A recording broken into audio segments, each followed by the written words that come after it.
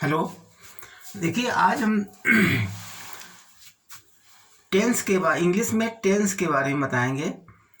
Tense के जानकारी करने के लिए हम कुछ तरीके बताएंगे, कुछ फार्मूले बताएंगे, जिससे आपको टेंस की अंग्रेजी में टेंस कैसे, इंग्लिश में टेंस कैसे ज्ञात किया जाता है, टेंस से ट्रांसलेशन कैसे होता है, सिंपल इंग्लिश से हम ट्रांसलेट कैसे कर पाते हैं। आज हम थोड़ा ग्रामर के ऊपर चर्चा करेंगे। अंग्रेजी में टेंस क्या चीज़ होती है? टेंस माने होता है समय, काल।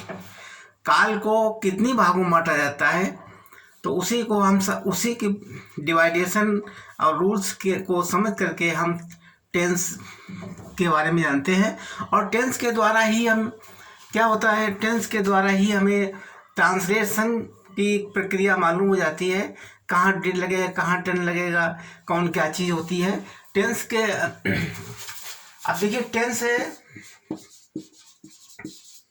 इसको हिंदी में कहते हैं काल। काल, काल का मतलब होता है, काल कहते हैं हिंदी में। और काल 3 प्रकार के होते हैं, जिसको कहते हैं वर्तमान काल, हिंदी में कहते हैं वर्तमान काल। हिंदी समझिए, वर्तमान काल। नंबर 2 कहलाता है भूतकाल, भूतकाल। और नंबर 3 कहलाता है भविष्यकाल, भविष्यकाल, भविष्यकाल कहते हैं। वर्तमान काल को कहते हैं अंग्रेजी में कहते हैं present, present tense, present tense. और भूत को काल कहते हैं पास्ट टेंस, पास्ट टेंस। और इसको कहते हैं फ्यूचर टेंस, फ्यूचर टेंस। देखिए, हम ग्रामर में टेंस भी हमको ये दिखाता, समझाता है कि आप किस काल में चल रहे हैं, या पिछला वर्तमान काल, आज की मतलब जो वर्तमान में हम काम कर रहे हैं उसके वर्तमान काल, समय को भी दर्शाता, पूरी तरीके से समय दर्शाता है ये काल, कि पिछले हम भूतकाल, वर्तमान काल, पास्ट टेंस को कहते हैं भूतकाल। और भविष्य को, जब भी जो पिछला समय बीत चुका है उसको कहते हैं पास्ट टेंस। और वर्तमान काल को, वर्तमान जो समय चल रहा है उसको कहते हैं प्रेजेंट टेंस। और ये पास्ट टेंस है, और ये कहलाता है फ्यूचर टेंस। जो भविष्य में हम जो क्रिया करने जानते हैं उसे कहते हैं फ्यूचर टेंस। काल हमें एक तो समय बताता है और क्रिया से भी संबंध रखता है। वर्ब, काल का प्रयोग हमारे वर्ब में भी होता है। वर्ब और टाइम दोनों को दर्शाता है। वर्ब और टाइम, एंड टाइम को प्रदर्शित करता है। वर्ब क्या चीज होती है? वर्ब क्रिया करने को वर्ब कहते हैं। वर्ब को ही वर्ब कहते हैं। जैसे मान लो चलता है, चलता है यानी गो, वेंट, गो, रीड, वॉक, जो भी वर्क हम करते हैं वो सब वर्ब में आता है। वर्ब के 3 प्रकार से वर्ब होते हैं। जैसे गो, वेंट, गॉन है, वर्ब की भी 3 फॉर्म होती है।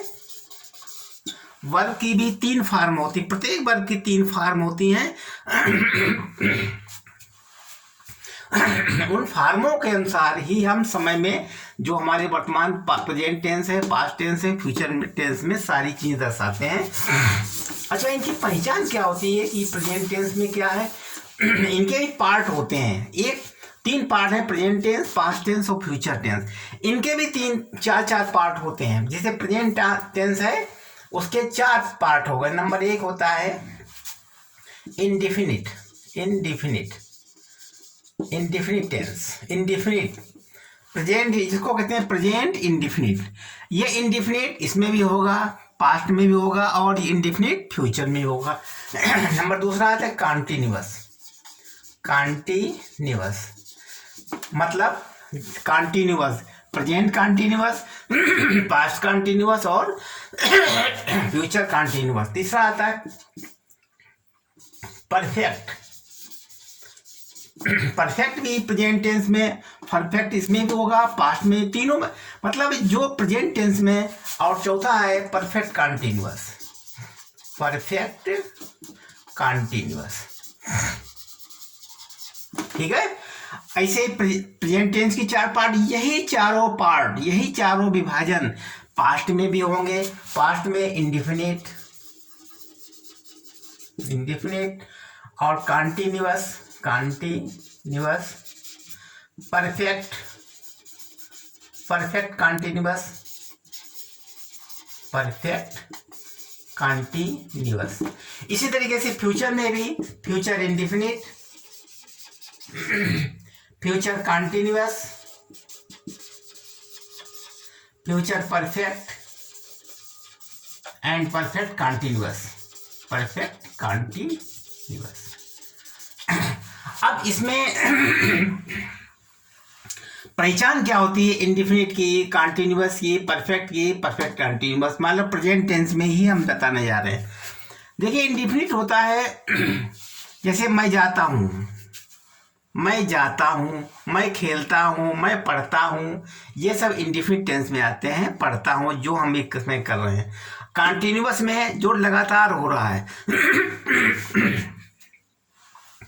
जैसे मैं खेल रहा हूँ, पढ़ रहा हूँ, दौड़ रहा हूँ, जिसमें आईएनजी का प्रयोग होता है। जैसे रीड का रीडिंग, इसमें रीडिंग, इसकी पहचान है आईएनजी लगना, आईएनजी का प्रयोग, ये आईएनजी का प्रयोग हो। जैसे रीडिंग है, वॉकिंग है, रनिंग है, ये सब में आईएनजी का प्रयोग होता है। आईएनजी के प्रयोग को हम कंटिन्यूअस में ही, मतलब जो प्रेजेंट काल में हो रहा है, जो इस समय हम कर रहे हैं, उसे कहते हैं कंटिन्यूअस। उसमें आईएनजी का प्रयोग होता है। पहचान इसकी आईएनजी से। इंडिफिनिट में क्या होता है? इंडिफिनिट में डू या डज का प्रयोग होता है। डू और डज, डू और डज। प्रेजेंट इंडिफिनिट में डू डज का प्रयोग कर देते हैं। और इसमें कंटिन्यूअस में आईएनजी का प्रयोग होता है। जैसे वाज भी जो नहीं, इज या वेयर का प्रयोग भी करते हैं। इज और वेयर, इज और एम आदि का प्रयोग कर लेते हैं।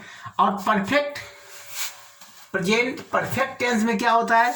जो वाक्य समाप्त, जो कार्य हमारा समाप्त हो चुका है, जो वर्क हम कर चुके हैं, उसे उस परफेक्ट कंटिन्यूअस में परफेक्ट टेंस में आता है। प्रेजेंट परफेक्ट टेंस में क्या आता है? जो कार्य हम कर चुके हों। और कर चुकने में क्रिया की वर्ब की थर्ड फॉर्म का प्रयोग करते हैं। जैसे गो वेंट गान है, गान शब्द का प्रयोग इसमें करेंगे। हैव हैज का प्रयोग करके गान करेंगे। इसमें हैव या हैज का प्रयोग करेंगे और क्रिया की थर्ड फॉर्म का यूज करेंगे। परफेक्ट कंटिन्यूअस में क्या होता है?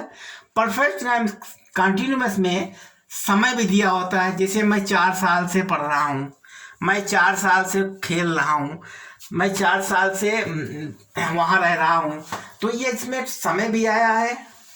मतलब वर्क ऐसा हो रहा है कि समय भी आ रहा है और इसमें समय भी आ रहा हो और कंटिन्यूटी भी हो, कंटिन्यूटी भी है और समय भी आ रहा हो, उसे कहते हैं परफेक्ट कंटिन्यूअस। जैसे हैज बीन, इसमें प्रयोग क्या होता है? हैज बीन, हैव बीन शब्द का प्रयोग होता है। और सिंस और फार का भी प्रयोग होता है। सिंस और फार, सिंस एक निश्चित समय को सिंस लगाया जाता है और फार जो अनिश्चित समय होता है उसमें फार का प्रयोग करते हैं। सिंस फार का प्रयोग, पहचान इसकी है। इंडिफिनिट क्या पहचान है? डू डच का प्रयोग होगा। और कंटिन्यूअस की पहचान है इज, एम और आईएनजी का प्रयोग होगा। परफेक्ट की पहचान है क्रिया की थर्ड फॉर्म लगी, वर्ब की थर्ड फॉर्म का प्रयोग होगा। और परफेक्ट कंटिन्यूअस में क्या होता है? परफेक्ट कंटिन्यूअस में सिंस का प्रयोग होता है और हैज, हैव बीन लगता है। हैज या हैव बीन, जैसे हमने प्रेजेंट टेंस बताया है, ऐसे ही पास्ट टेंस में प्रयोग होगा।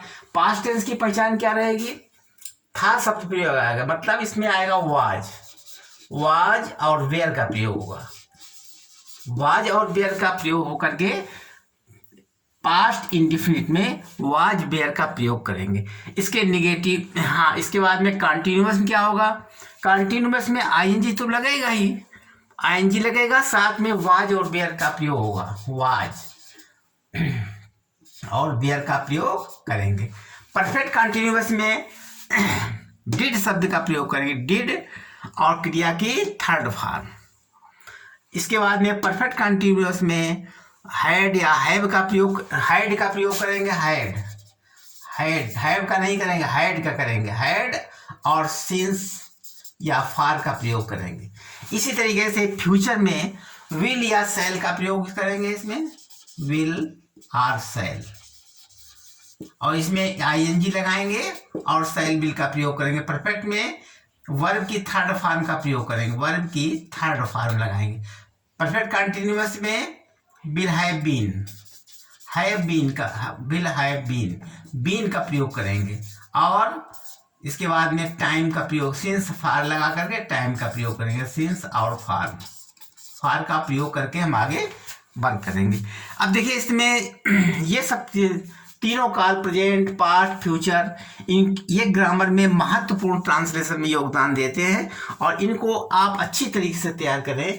इसके निगेटिव, अफर्मेटिव सेंटेंस ही बनाए जाते हैं, निगेटिव, अफर्मेटिव अब अगले कल बताएंगे। आज सिर्फ हमने कालों के बारे में थोड़ा विस्तार से बताया है और अगले दिन फिर हम इनका डिड ना, इसके प्रश्न मतलब क्वेश्चन मार्क, प्रश्नवाचक चिन्ह और निगेटिव चिन्ह भी बताएं, निगेटिव और अफर्मेटिव और इंट्रोगेटिव, इस टाइप से चेंज करना भी बताएंगे। ये सब कल के बारे प्रोग्राम, कल के वीडियो में हम आपको दिखाएंगे। अभी इसको अच्छी तरीके से देख लीजिए और समझ लीजिए। तो आप हमारे चैनल को लाइक और शेयर, सब्सक्राइब, ये सारी चीज़ें कीजिए। मेरे चैनल का नाम है PCM math by Parshuram Verma और मोबाइल नंबर दिया है 9044590418। आप इसको सब्सक्राइब कीजिए और ये वर्तमान, भूत और भविष्य काल के बारे में पूरी तरीके से आप स्टडी कर लाइए और इस तरीके से हिंदी में भी जान लीजिए। इंडिफिनिट टेंस हिंदी कैसे होता है, जिसमें जात, जिसके बाद के अंत में ता हो, ता है, ती है, ते हैं शब्द का हिंदी में प्रयोग हो तो समझ, जैसे राम जाता है, ये प्रेजेंट इंडिफिनिट हो गया।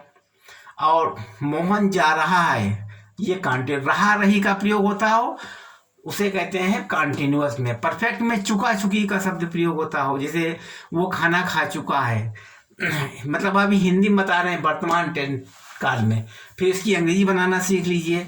और परफेक्ट कंटिन्यूअस, वो 2 दिन से कानपुर जा रहा है, तो इस तरीके के वाक्य को हम परफेक्ट कंटिन्यूअस, यही प्रक्रिया इसमें होती है। इसमें था, थी, थे का प्रयोग होता है, वो पढ़ता था, वो लिखता था, वो दौड़ता था, वो पास्ट इंडिफिनिट में आ जाता है। वो खेल रहा था, वो खेल रहा था, वे सब खेल रहे थे, वे सब दौड़ रहे थे, वो कंटिन्यूअस, पास्ट कंटिन्यूअस में आ जाएगा। परफेक्ट में क्या, वो खेल चुका था, वो दौड़ चुका था, समझे, चुका चुकी शब्द के साथ में था भी जुड़ा हो, उसको कहते हैं पास्ट परफेक्ट। और पास्ट कंटिन्यूअस में अंत में था लगा और रहा था, पढ़ता था और बीच में समय में दिया हुआ हो, जैसे वो 2 दिन से कानपुर जा रहा था, इस था शब्द जिसमें प्रयोग हुआ है वो पास्ट टेंस होता है। ऐसे फ्यूचर में, फ्यूचर टेंस में क्या होता है, गा शब्द का प्रयोग होगा, वो पढ़ेगा, वो दौड़ेगा, वो खेलेगा। और कंटिन्यूअस टेंस में क्या होता है, आईएनजी भी लगा होगा और अंत में रहेगा, पढ़ेगा, खेलेगा, ये सारे प्रयोग होते हैं। हिंदी के अनुसार बता रहे हैं, कल फिर इसके ट्रांसलेशन बताएंगे। और ट्रांसलेशन में कौन कौन से पार्ट्स जोड़े जाते हैं। परफेक्ट टेंस में क्या होता है, चुकेगा, वो पढ़ चुकेगा, वो लिख चुकेगा, वो दौड़ चुकेगा, तो होता है परफेक्ट फ्यूचर परफेक्ट टेंस। और परफेक्ट कंटिन्यूअस में क्या होता है, वो 2 दिन से खेल रहा होगा, वो कई साल से, वो 2 साल से वहाँ रह रहा है, ये सब आते हैं इस कंडीशन में फ्यूचर परफेक्ट कंटिन्यूअस में। अब देख लीजिए, अच्छी तरीके से समझ लीजिए। अभी हमने हिंदी में समझाया, थोड़ा उसका अंग्रेजी में बताया और इस तरीके से हम कल अगले इस वीडियो में हम जो सेकेंड वीडियो हमारा बनेगा उसमें अंग्रेजी के ट्रांसलेशन बताएंगे और उसके निगेटिव और इंट्रोगेटिव सेंटेंस भी बनाना सिखाएंगे, जो कि ग्रामर में अति आवश्यक इम्पॉर्टेंट चीज़ है। ठीक है, धन्यवाद।